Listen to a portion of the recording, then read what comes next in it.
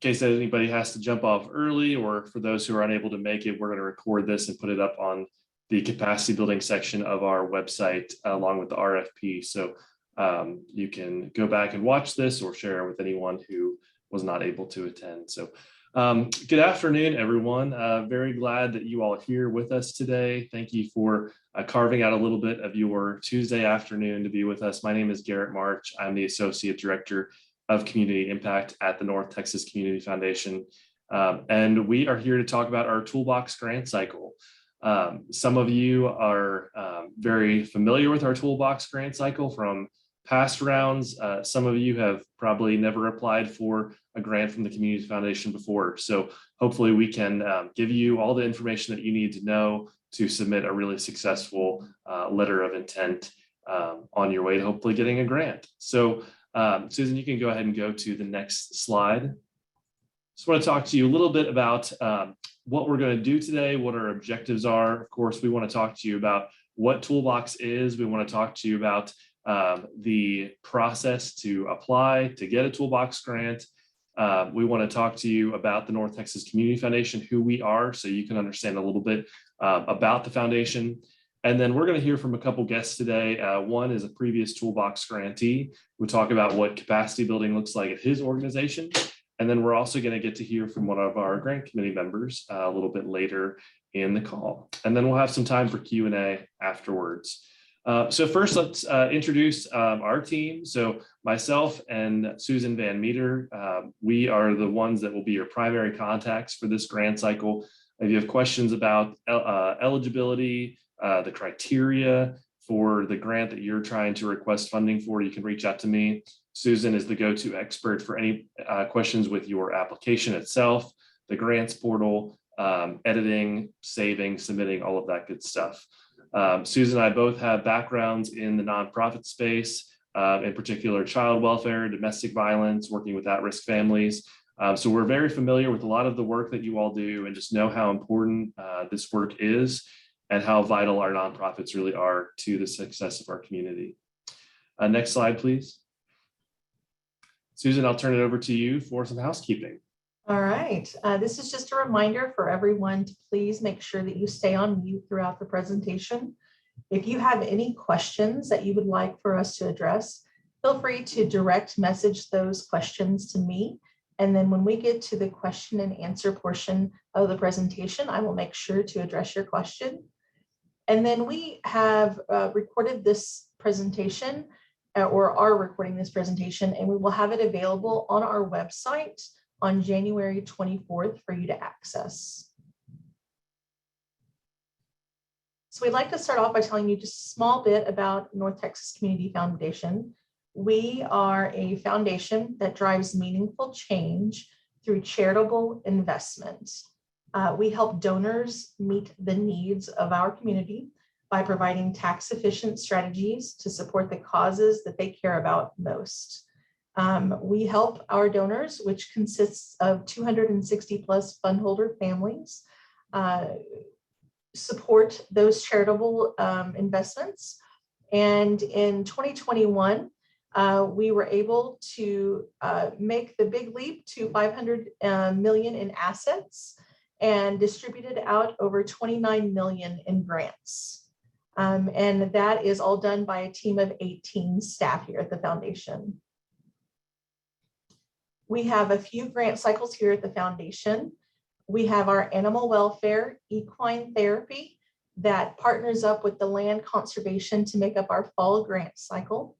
We have our Arts Impact Fund, which was started by the Donnie Wiley Fund. We have our Better Together Disaster Relief Fund. We have our Fund to Advance Racial Equity, which some of you may know as our FAIR Fund. We have our Worth Fund. And then today, of course, we're learning about the ToolBox Fund. All right, Garrett, back to you. Thanks, Susan. So the last year, 2 years, at this point, we don't even, it feels like it's just been going on forever, right? But the last couple of years have really just stretched the nonprofit sector in some really incredible ways that none of us could really have predicted, right? Leadership has been challenged. Our capacities have been challenged in new ways. The way we structure our staffing and our volunteers have been pretty much upended. So we are really here to help strengthen the nonprofit sector through building its capacity with ToolBox. I want to talk a little bit more about what that means, what that looks like for us, and really what capacity building is. So all this is made possible thanks to, as Susan mentioned, the generosity of a lot of our fund holders here at the Community Foundation. We are not a private family foundation that has one large endowment that we can just spend off of. We really look to our fund holders to partner with us in supporting you all in ToolBox. So a few of our really generous fund holders here at the top, and then some other private foundations that have come in to support it as well, such as the Sid Richardson and the Meta Alice Keith Bratton Foundation. So I just want to acknowledge those folks. They're the reason that we were able to be here doing this work today. So what is capacity building? Nonprofit capacity building, this is according to the National Council of Nonprofits, refers to many different types of activities that are all designed to improve and enhance a nonprofit's ability to achieve its mission and sustain itself over time. While frequently invisible and often overlooked, capacity building is the all-important infrastructure that supports and shapes charitable nonprofits into forces for good. So when we think about a nonprofit as a business, it's really what are the core components of your business that are driving its success? Not the programs, not the day-to-day operation, but its fundamental ability to make an impact, to manage, to have effective leadership, to sustain itself. And when we think about the challenges that have come with COVID over the last 2 years, all of these things, leadership, sustainability, planning, have all never been more important than they have been the last 2 years. So capacity building is really one-time injection. It's not meant to be something that is a general operations, ongoing, cost. It's really looking at you need a new strategic plan to give you a vision for the next 5 years, or you need a fundraising consultant to come in and help you assess your fundraising strategy so that you can raise more funds and sustain the work and keep it going through hard times. You need an effective board to govern your nonprofit, to review its financials, to give it direction, to support the CEO. So these are really the core capacity building elements that we're looking at. We conducted a survey, many of which you on the call today participated in back in August, and then we did a follow-up survey in September. And really fundraising and strategic planning were the two biggest things that bubbled up out of that survey that you all said that you needed help with.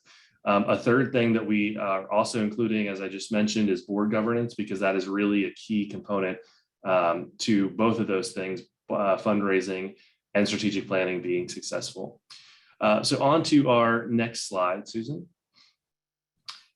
Some of you who are familiar with the ToolBox grant cycle that we did last time, from 2018 to 2020, knew that we had a neighborhood theme. We've kind of continued that theme and evolved it a little bit. We run ToolBox on a 3-year cycle.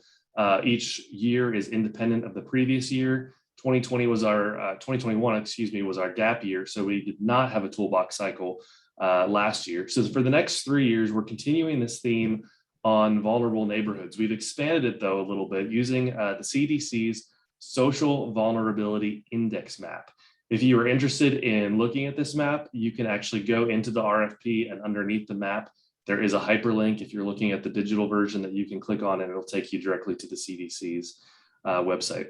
So what is social vulnerability? Social vulnerability refers to factors such as poverty, lack of access to transportation, crowded housing, all of these challenges that communities can face that increase the chances of suffering and financial loss in that community if a disaster were to strike. That includes natural disasters, man-made disasters, pandemics. So you'll see this map highlights individual census tracts, and the darker blue are the areas that are most vulnerable. And you can see that many of the neighborhoods we were talking about last time fall into those particular census tracts that are the darkest shade of blue. So Como, Central and East Arlington, Haltom City, Historic Southside, Las Vegas Trail, Morningside, South 6, many different communities represented in here. This is not to say that good things are not happening in these neighborhoods. They absolutely are, right? But when you look at some of the demographic factors, these are communities that are more at risk for adversely being affected by disasters. So these are the areas that we want to focus on through this grant cycle. And if your organization is serving people who are living in these areas, that is really what we were trying to get at, is strengthening organizations that are serving people in poverty who are living in these areas. Now, previously we had a zip code focus, and you had to identify how many folks you were serving from particular zip codes. We don't have that this time. It's really up to your organization to make the case in your proposal that you are serving people who are experiencing high levels of poverty or high rates of poverty.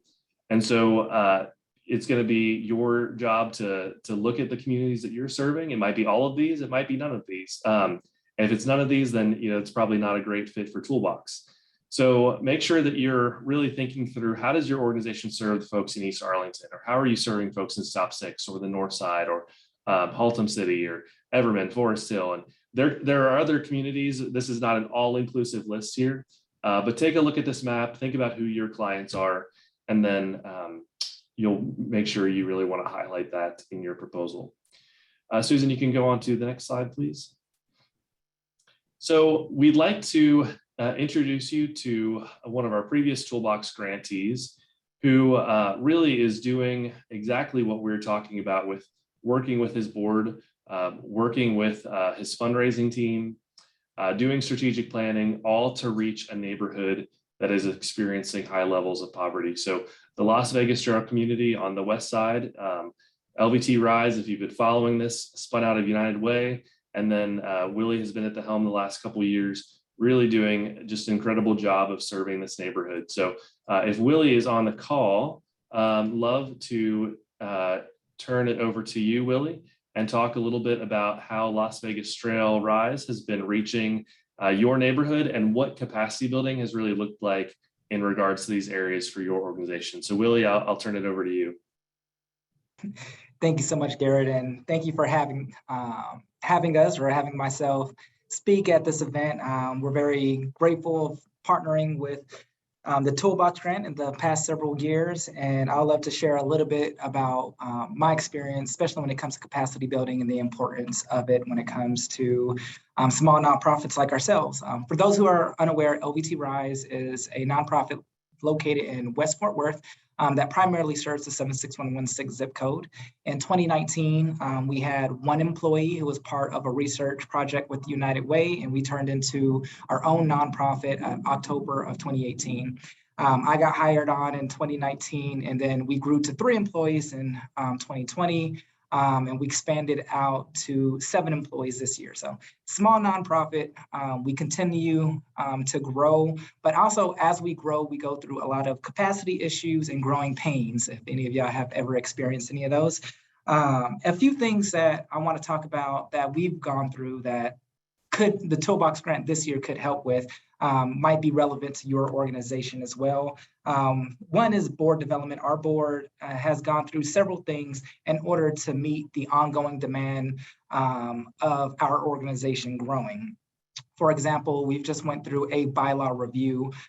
We notice when it comes to anything as far as our organizational needs, we look at it at a lens of 3 items: get it, want it, and capacity. Do I get what I'm doing? Do I want to do what I'm doing? Do I have the capacity to do what I'm doing? Want it should always be a given. I want to serve in this neighborhood. I want to serve as this worker. So if I don't want to do my job, then you're probably in the wrong job or in the wrong business. But the get it and capacity part is something that you always need to evaluate, and something that you should look at this grant for. So we look at something like bylaws. I get what a bylaw is, but I don't get it to the same level that maybe a lawyer or anyone who has a lot of experience of writing bylaws do. So this is something that we've looked at, saying that we might want to bring in outside counsel to look at. Do I have the capacity to change our bylaws or make the revisions necessary? And at the time, me and my board said, no, we don't have the capacity to take this on. So that is something that we reached outside counsel to review and redo for us. And it helps us put us in a better position for years to come. For example, does your bylaws give you the ability to purchase land? Does it give you the ability to accept stocks, bonds? Does it lay out your committees? Does it lay out the infrastructure of the president? If you want to have a vice president, treasurer, who does what? Some of those things should be notated in your bylaws. And if it doesn't, you may want to consider this grant as to bring in someone for review. Another item we look at is, does my board know how to govern a nonprofit? A lot of times we bring on board members because they want to get involved. They have a big heart and they love your mission and they want to serve with you. But some of our new professionals that we bring in, they've never served on a board before or may not understand what their role is compared to what the nonprofit's role is. A lot of y'all know that the executive director and their staff has a different role than the board members. And if your board members don't understand that separation, then you may want to bring in some type of training or some type of consultation to let that happen. And that's something that we do every year with our annual retreat, is making sure that the board has ongoing training when it comes to understanding governance and the different roles between the nonprofit organization and the board itself. And if you are a very young organization, if you don't know how to host a board meeting or run a board meeting, there's also training out there that can help you understand Robert rules and different items of how to conduct a board meeting, because it all depends on what level your nonprofit is at. And those are all items that we've worked with different consultant or brought in different volunteers or experts in the past 2 years since I've been with the organization. Fundraising, I get back to the get it, want it capacity. Get it, do I understand how to fundraise? Yes. Do I have the capacity to fundraise? That is something where we hired new staff because my capacity has lowered. But also, if you're new to fundraising, there are a lot of rules that you might want to be aware of when you're fundraising. And a lot of times bringing on an expert who maybe is a CFRE professional to kind of advise you of best practices, especially when it comes to following up with your donors, paperwork that you have to fill out with your donors, hosting fundraising events. If you are new to a lot of those items, you don't have to reinvent the wheel. Bring in somebody who's already done it and consult with their services. That way your organization knows how to host and do these type of things on their own. Also, some board members don't know how to fundraise themselves. So developing a fundraising plan that has your board involved, so everything doesn't fall on you or your fundraising department. If you develop strategies to get your board involved when it comes to fundraising, that is a great use of your time and money. Developing those strategies has helped LVT Rise last year host its first golf tournament and host its first luncheon.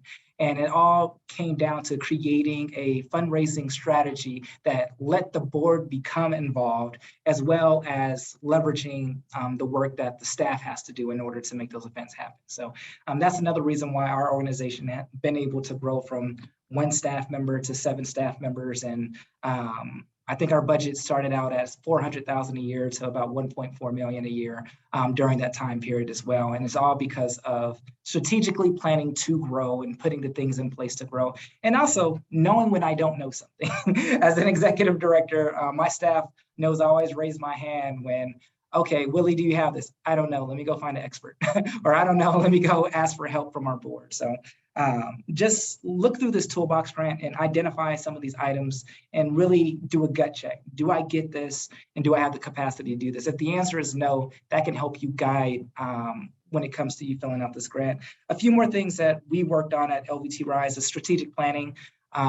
Going through a strategic planning sometimes is difficult for you to do on your own. Having a fresh pair of eyes to look at what you're doing as an organization and what your board composition looks like, and narrowing down what is it that you do at your organization well, and what are some things that you do, but it's not what you're known for.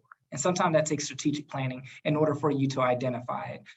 You don't want to be everything to everyone. Your nonprofit wants to serve in a certain range. And if you and your board doesn't understand what is it that those items that you do and you do well, you may need to go through a strategic planning or at least update your strategic plan. And that's something that this toolbox grant can help with.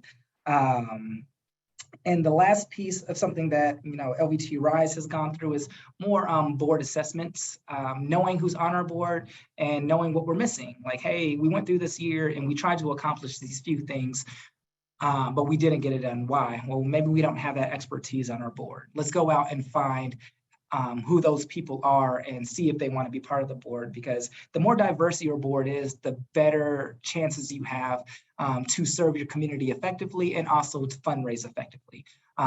Having education type of nonprofit and only having education people on your board may not be a great strategy when you think of all of the different people that are out there that probably share the same mission of you, but might be in a different industry or might know different connections. So having a board assessment and then growing your board in that capacity is also a great resource that we go through at LVT Rise. And there's a few things that we kind of put in as a yearly item, such as our annual board retreat, and making sure we have a great outside source that comes in for the annual retreat and update us on those items. So those are a few things that small organizations like ourselves have gone through that has paid off a lot. It gave us the ability to continue to serve more people, as well as bring in new talent to our organization and to our board that help us continue in our mission of serving the Las Vegas Trail neighborhood. So I forgot how much time I had, Garrett, and I know I talk too fast sometimes, but if y'all have any conversation that you want to continue with, I'll be more than happy to talk about our experience. That's great. Thanks, Willie. We'll save questions for the end, just so we make sure we get through all the material. But that's such a great example, Willie, of 400,000 to 1.5 million. And think about the impact that that's translating into the community. Right now, not every organization needs to grow that much that fast, but that growth didn't come by accident, right? That happened because you had a strategy, you had an effective board, and you had a lot of dedication to reaching out to funders and donors to support that. So good job, and thank you for sharing your experience of what that has looked like for your organization. So I want to run through the criteria that's in the RFP. I will go through this relatively quickly, give you a few extra tidbits in here, but a lot of this you can read in the RFP itself, which is on our website. If you click on the nonprofit tab, then you click on capacity building. That is where the RFP for ToolBox is.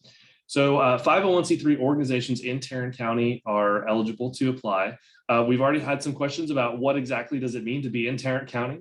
So here's how we are thinking about that internally. So an organization like the Salvation Army, they are technically headquartered in Dallas, but they are all across the Metroplex. And they have numerous locations and serve thousands of people in Tarrant County. So we're not going to say, no, Salvation Army, you can't apply because your headquarters happens to be in Dallas, when you're really kind of like a Tarrant County organization on this side of the Metroplex, right? Versus if you are an after-school provider in Dallas County and you have 2 schools in Arlington, that to us is not a Tarrant County organization, all right? So it's really, thinking about where is the majority of the organization's activities taking place and what's the level of presence they have in a community. You need to have a demonstrated impact serving residents in these target areas or area. Could be one of the neighborhoods, it could be multiple of the neighborhoods that we are looking at on that SVI map. A minimum operating budget of $25,000 and need to be focused on education, employment, physical or mental health, or housing. No, we've got a few categories that aren't in there, but those are really the ones we're targeting through this cycle to really maximize the impact on neighborhoods that are experiencing high levels of poverty. Ineligibility would be organizations that have no prior community support. So if you've never received a grant or never gotten a donation before, and you've just started your nonprofit, maybe if you're funding it yourself, that would not be an eligible ask right now. We'd like to see you get some community support. You don't have to have gotten a grant from a foundation before, but we want to see a history of donations coming into your organization from the community.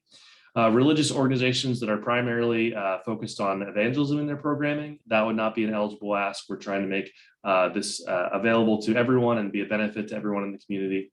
And then organizations that are not designated 501c3 are ineligible. So we're not doing fiscal sponsorships this year. In the past we have, but we have plenty of 501c3s in our community, and opening up the fiscal sponsorships just makes the process even more competitive when it's already very, very competitive. Next slide. all requests must build your organization's capacity to serve people experiencing poverty on the SVI map. So how is getting a new strategic plan? How is strengthening your board? How is enhancing your fundraising capacity going to translate into you being able to serve people better and make a even greater impact in their lives? So recognize that this is not as easy a thread to make between programming and impact, right? So we're asking you to take a bigger picture step back and look at how are these operational pieces going to really set your organization up for success and sustainability in the long term to reach people in need. So up to 15% of the ToolBox grant can be applied towards staff time for project implementation. We recognize that doing a strategic plan sometimes requires a lot of work from the executive director or other staff members. And you can apply some of that to the salary of the person who is responsible for leading that project. So we got 3 categories: board development up to $7,500, board assessment, structure, composition, performance, culture, et cetera, really anything that you might need to help your board be more successful. Bylaw review, looking at how the board is working with the executive director and how the board is assessing the executive director. That's something that can be pretty tricky, right? The board is really the CEO or executive director's boss. And if that relationship is not working in a functional, healthy way, that's going to suffer, make the organization suffer. Effective board meetings. So are your board meetings, are they reflective of the work that you are trying to get done? Are they efficient? Are they productive? Do you have the right structure in terms of work groups, committees? Does your board have the training they need? Are they educated in the areas that you're serving the community in? So all of these types of things are what we're thinking about with board development. There could be other categories on here that might not be listed, but if it can fall into one of these bullet points or touch one of these bullet points, then that's really what we're looking for. One more thing on board development is that you might consider partnering with another organization. If there's an organization that is similar to yours, we've had Homeless Coalition do this in the past with their ToolBox grant, where they actually did board-to-board training, and they worked with their board and other boards of partner agencies to do some training. So that might be something that you think about as well for that. If you want to apply for a joint application, just designate one agency to be the lead on that, who would be responsible for the project and for the funds. The next category is fundraising. So thinking about how do you get your board engaged in fundraising? This is a little bit different than board development. This is a little bit more of the what's our internal fundraising strategy with our board? How are we engaging the board in fundraising? What does that look like? Do they have a minimum amount that they're required to give or get? Or do we expect them to serve in other ways? Coaching. Is your team, your development team, equipped with the skills that they need? Do you have a plan in place for your development team? Do you need an assessment, kind of like a 360 assessment, somebody to come in and kind of analyze everything that you're doing and saying, is this working for you? Is this raising the funds that you need? What else could you be doing differently? And then grant writing consultation. We would like any grant writing consultation that you receive not to be you just hiring a grant writer to go write grants for you for 6 months. We would like it to be that grant writer is equipping you and your organization to be able to write grants successfully on your own in the future. So are they providing you with templates? Are they making introductions to funders? Are they not just going off and kind of doing their thing, but are they really helping build your capacity to successfully apply for grants? Next category, we've got strategic planning. And strategic planning, so critical. Many organizations have gotten strategic planning grants through ToolBox in the past. And you might need to do a new strategic plan, or you might need to update one that you already have. You might need to think about how are you really reaching the neighborhood that you're trying to serve with your programming, with your staff structure, with all the components of what your nonprofit entails. And a strategic plan can be really instrumental in helping you laser in on what exactly do we need to have as our goals for the next couple of years so we can have the most impact in our community. So a few things about strategic planning grants. This category is a little bit higher. You can apply for up to $10,000. And we would like to have a board level strategic planning committee in place that is supportive of your proposal. So you need to be able to demonstrate that you are setting up a committee that would oversee the strategic planning process. And we need to see a board chair endorsement of the strategic planning process. If you don't have board buy-in, your strategic plan will not be as effective. So there is a spot in the letter of intent for you to upload a letter of support, or it could be an email, whatever is easiest, from your board chair saying that they are on board with this, they're supportive of this, and they're excited about the idea of getting a ToolBox grant for this process. Productive relationship between the executive director and the board is really, really important to have a successful strategic plan. And we would like to see in your proposal that there's a good working relationship there, and that relationship is going to serve this process well. And then we'd like to see sustained support from the community through donations and grants. So if you are applying for a strategic plan, we are hoping that you're not a $25,000 budget organization that was formed a year ago. Okay, that is super exciting if that is who you are and where you are. But we'd like to see a little bit more growth, a little bit more impact in the community, a little bit more community support than maybe those really smaller grassroots groups who are just getting started. If you're just getting started, please feel free to reach out to Susan or I, and we can point you to some resources in the community that might be good, or some webinars or things that we look to.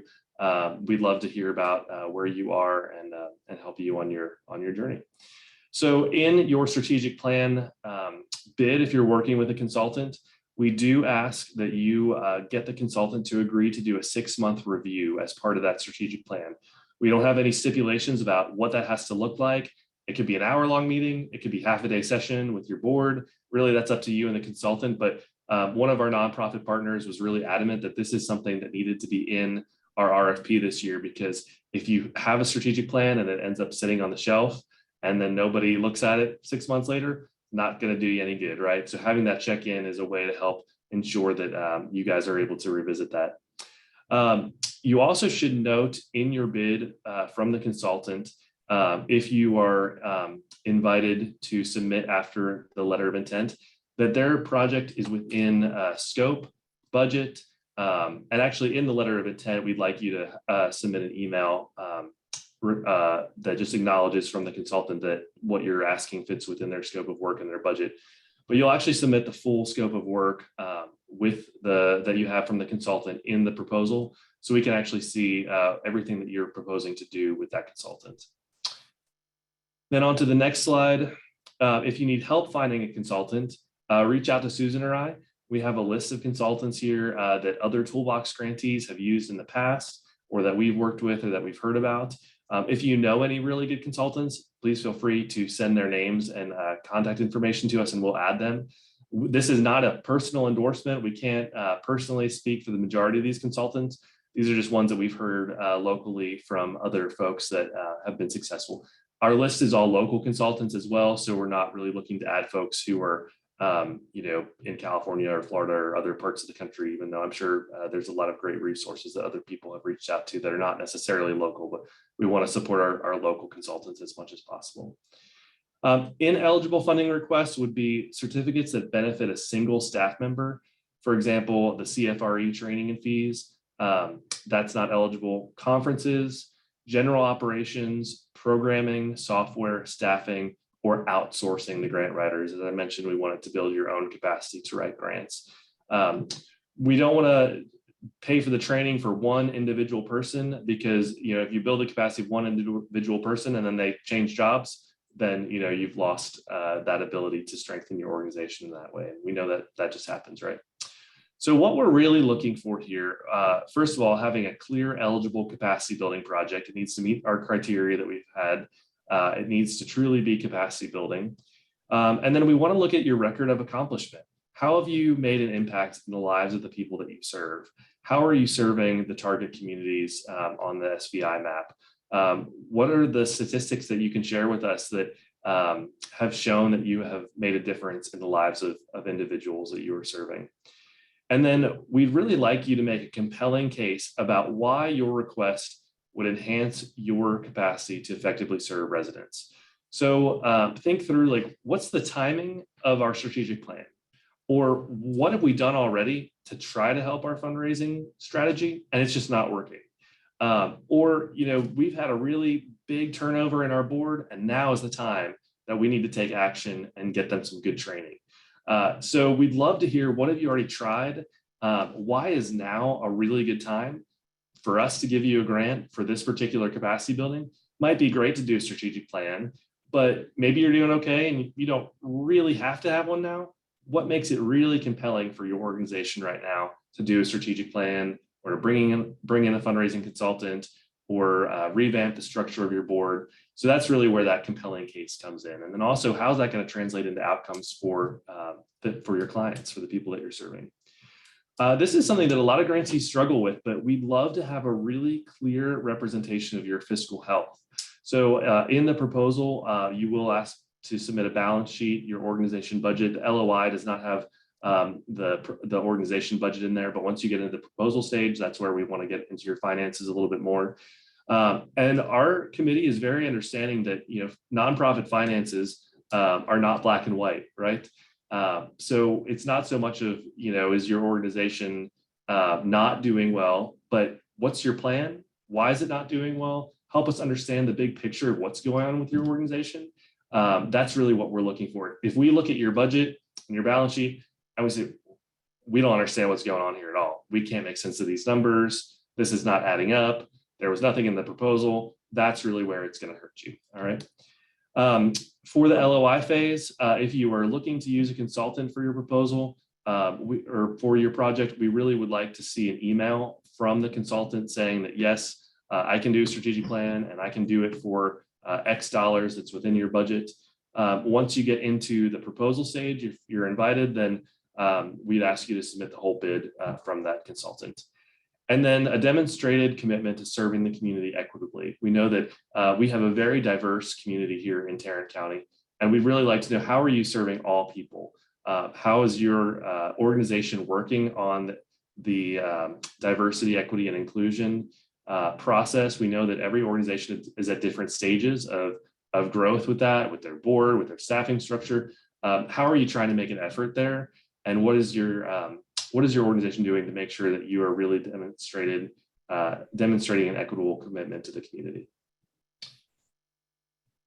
And then Susan, I'll turn it over to you to talk about how do they actually apply. Thanks, Garrett.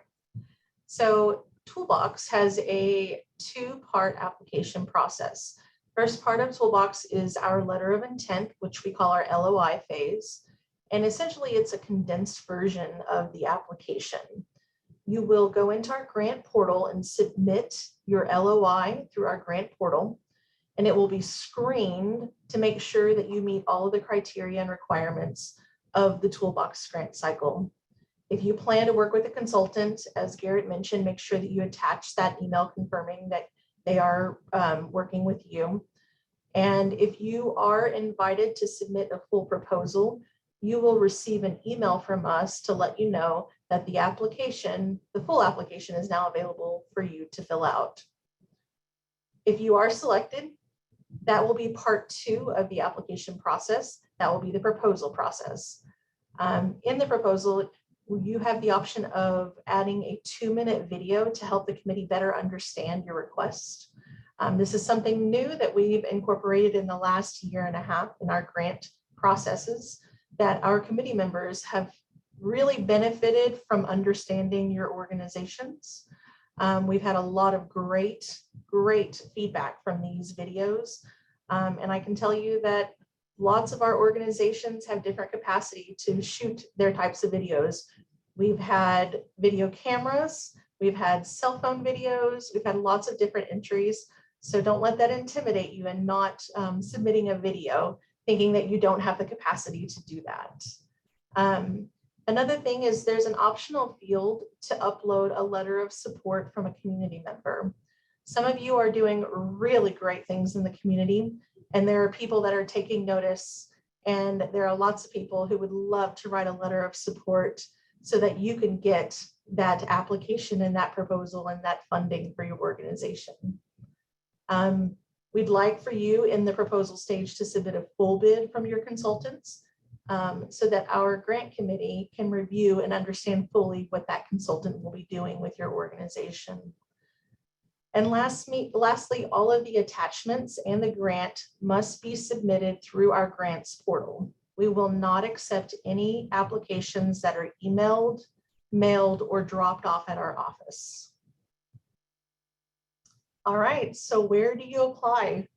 So right now on the screen, you are seeing our website. So once you go onto our website, you are going to hover over the word nonprofit, and you're going to have a drop-down box, and you're going to see capacity building grant cycle, and you want to click on the capacity building grant cycle link. That's going to take you straight to our ToolBox Grants page. If you are familiar with our foundation or have applied for grants before, this probably looks very familiar to you. You can access the request for proposal here, and you can access the grant portal here. When you access the grant portal, if you, again, are familiar with the organization, you do not need to create a new account. You just log on using your email address and password that you created previously. If you are new to the foundation, you will need to create a new account. And that's going to take you to this page, which will have you fill out information about your organization, like your website, your name, your email, your executive officer's information. And then that will take you straight to your applicant dashboard. Once you are in your applicant dashboard, up in the top left-hand corner, you're going to see the word apply, and you want to click on apply. That will take you to all of our available grants here at the foundation.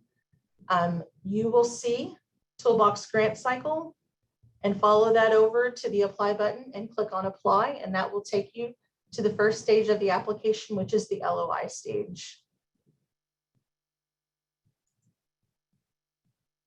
At the very end, let me actually go back one slide. This screen right here is rather large when you have it up on your own screen. And you can see I've kind of cut off some wording down here at the bottom. The wording at the bottom, you're going to see a section called Pro Tip. A lot of people like to work outside of the grant portal on a Word document, filling out their information, and then be able to copy and paste that information back into the grant portal. I have created a Word document of all of our questions, and you can click on that link right there to download that Word document and fill it out outside of the grant portal. However, you do have the ability to go into the grant and save it and return later if you choose not to use the Word document. If you do choose to return, you're going to see this section right here in your applicant dashboard, and you want to click on Edit LOI, and that will take you back to your application and allow you to pick up where you left off. Once you're ready to submit, you'll click the Submit button at the end of your application, and then you will receive an email from us letting you know that we've received your application and it's in review. You all will be notified by email on February 24th if your LOI has been accepted or denied. If your LOI has been accepted, you will then be able to sign back into the grant portal and complete the full ToolBox application. Please be mindful that there are two forms. One Garrett mentioned earlier, which was the organization budget, but the other one is the project budget. And I have created a sample project budget to help you understand what that project budget looks like and also what we're looking for from you. So as you can see, I've created an organization name. I am the Rainbow Children's Home, and our project is board development. This first section right here, this is the funding sources that I have secured to help me with my board development project. From the ABC Foundation, I have $2,500. From our own in-house fundraiser, I have 2,300. And from a private donation that just came in the mail, I got 600. So that came to a total of 5,400 that I have secured on my end for the board development project. Now I have requested from the community, from North Texas Community Foundation, I'm requesting $7,500. From the Awesome Foundation, I am requesting $1,500. And from the Better Foundation, I am requesting $2,500. For those of you that are familiar with fundraising, you know that you typically are applying for multiple funding sources for one project, because you know that not always are you going to get the funding. So as you can tell, I'm only needing $12,900 to complete my project. But right here, that's a total of everything that I have secured and everything that I have requested from the community. Under project expenses, this is where you're going to want to list everything and its expenses towards your project. So I have secured Board Development USA at a cost of $10,000. I have a venue that I'm going to be meeting for 3 different times. And this is the area also that you want to make sure that you put your 15% admin fee, add that to this expense section so that we know what those funds are going to be used for and that they're accounted for. And here is a sample of an organization budget. So in the actual final application, you're going to get a link to an organization budget, and it's going to be an Excel spreadsheet. Please be mindful when you're filling out the organization budget to only fill out your organization budget on one tab. Please do not have multiple tabs with information. If you have an organization budget that is a one-page document, easy to read, but that is very similar to something like this, then we will accept that. Otherwise, please make sure to use our organization budget, which is a one-page sheet just like this. And then a few grant writing tips. I know there's some pros out there who this probably is very familiar with, but write as if the reader knows nothing about your organization. Our grants committee is made up of board members and community members, and some of them may not have ever heard about your organization. So you want to make sure that you're writing as if someone has absolutely nothing or no idea about your organization. Remember to keep it simple, and don't forget to proofread. There are lots of different avenues for proofreading. You can use something like Grammarly. That's an online resource, Grammarly. You can use Microsoft Word. Maybe tap into a coworker to see if they wouldn't mind looking over your application. Make sure you share your accomplishments. You might be brand new to the foundation. We may have never heard of you before. The grants committee may have never heard of you before, but you may have some superior accomplishments in the community that letters of support or a video might help them see who you are and want to support you. And then lastly, our timeline. We are looking at February 16th for when your LOIs are due by 5 p.m. We will notify all of you by February 24th if your LOI has been accepted or denied. We will be notifying by email. We will open up the application if you have been accepted on February 24th for you to continue the application. All of your proposals will be due, your final proposals, I'm sorry, will be due by March 16th by 5 p.m. And then between March 16th and April 11th, which will be the award notification, that's when our grant committee members will be working and looking at your applications and determining who is going to be receiving funding. And then we will mail out checks for those grantees by mid-April. And as I just mentioned, our grant committee members are going to be reviewing your information between the 16th and the 11th. And so I'll let Garrett tell you a little bit more about those grant committee members.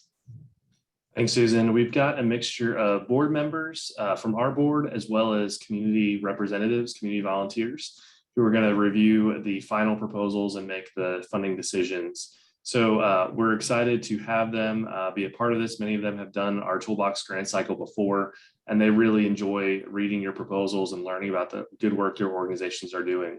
I'm going to go ahead and turn it over to Michael Appleman. He is our ToolBox committee chair. He is a partner at Canty Hanger, and he has been involved in our ToolBox process since probably before I have been at the foundation. I've been here almost 5 years. So Michael, I'll turn it over to you to share a little bit about what it's like being a reviewer, what you're looking for, and how they can submit strong applications. Thank you, Garrett, and thank you, Susan, for the work that you did, and thank you, to everybody else on this call.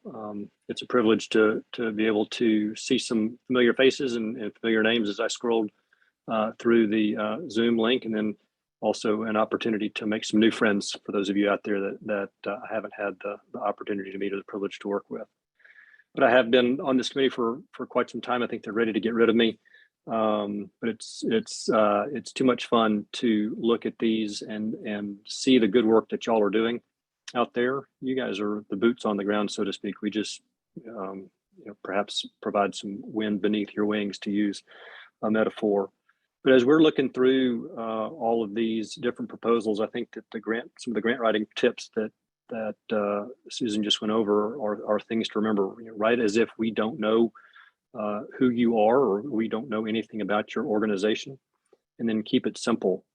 Because staff, as they go through the first review, and then the committee, as we go through the final reviews, we're looking at a bunch of these, and so the easier it is to glean what your organization is and does, and what your project is, and what we are specifically going to fund, will make it easier on us.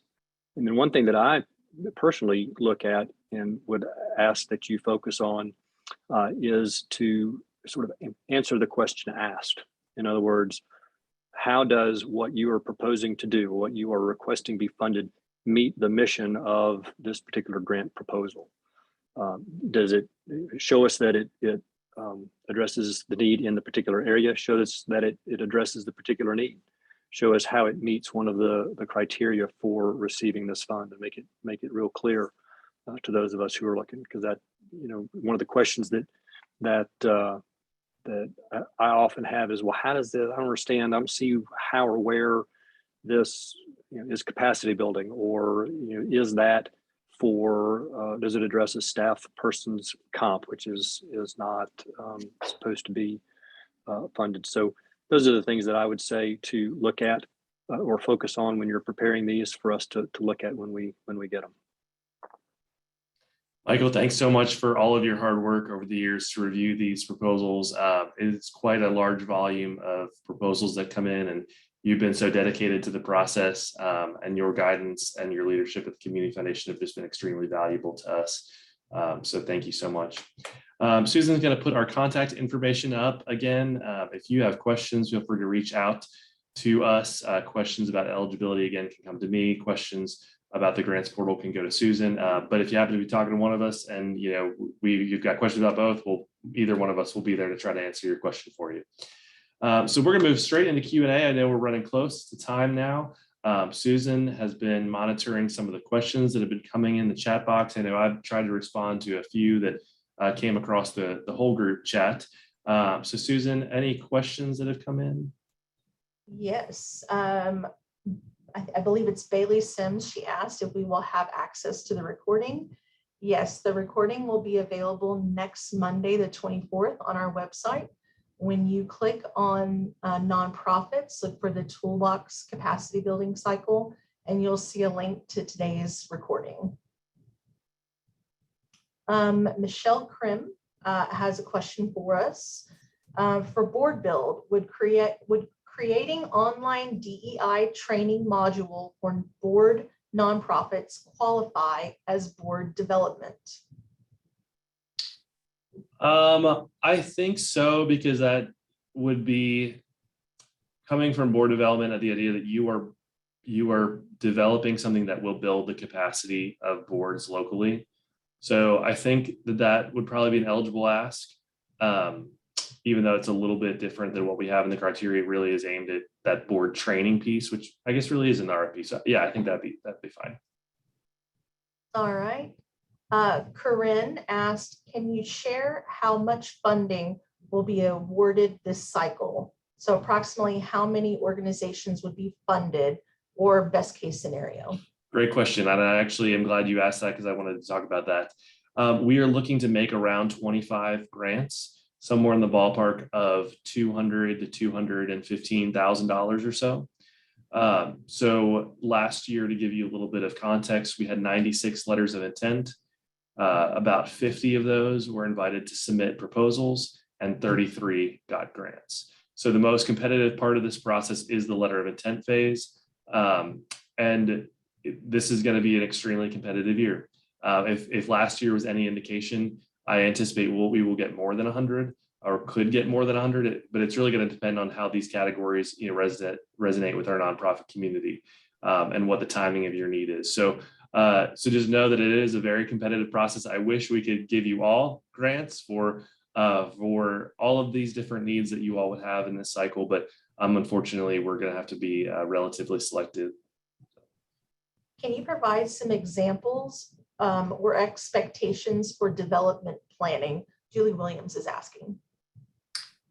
So we actually, I think Corinne is on the call from Project Partners.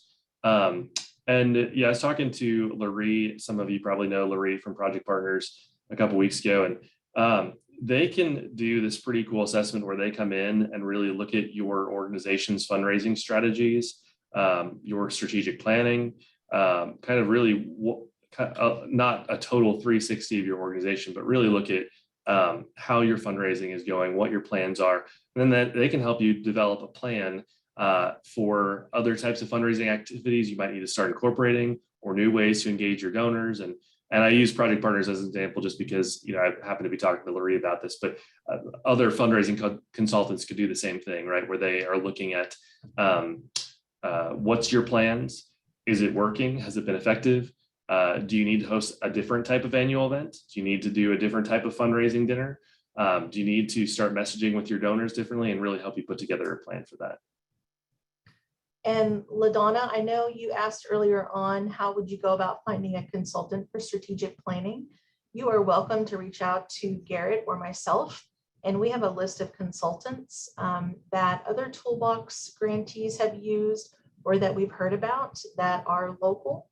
And we would be happy to share that with you, LaDonna. And also talk to other nonprofits that you know. You know people on this call, ask them who they've worked with successfully, if they might be a good fit for you. And Bethany Edwards, hi Bethany, thanks for joining us today. She asked a question, and we just want to reiterate about 501c3s. If we are not a 501c3, are we eligible to apply? You have a fiscal sponsorship relationship with a nonprofit, you would be ineligible, unfortunately, because we're really looking for organizations that have their own 501c3s. And if you are being fiscally sponsored by another nonprofit, then that is not something that would be eligible this year, unfortunately. Betsy Holland had a great question. Can we apply in more than one focus area? For instance, fundraising, and then also for a board retreat? So it's a little bit of a tricky question, but the short answer is no. You can only apply in one category. However, I recognize there could be overlap sometimes. So you might be doing strategic planning that might involve a board retreat. And then that kind of gets into the board development piece, right? So pick like one main category that you need to fall under. If something else kind of touches one of the other categories, that these all kind of overlap a lot, right? But you can't apply for a strategic planning grant and then also to bring in someone to do board development work for a couple months. So that would be kind of the distinction there. Jeanette had a really good question for us. She said, we rebranded our organization in 2020 with a name change, and lots of other changes are needed. We didn't change our EIN, our tax ID number, or anything which makes or anything else, which technically makes us a 13-year-old nonprofit. Would a name change disqualify us? Would you consider us a new organization when we apply? Susan, do you want to answer that or you want me to? The name change would not at all disqualify you. As long as you have the same EIN number, we do what is called a GuideStar charity check, and there would be a history of your organization, and it would also allow us to see that you have a name change as well. Maybe one more question and then we'll wrap up. We have a lot of questions, Garrett.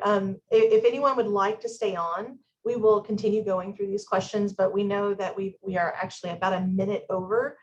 So if you need to sign off, you are welcome to, but we will continue answering these questions that are popping up in chat for you guys. And I do just want to say, if you do have to jump off, just thank you so much for all your work.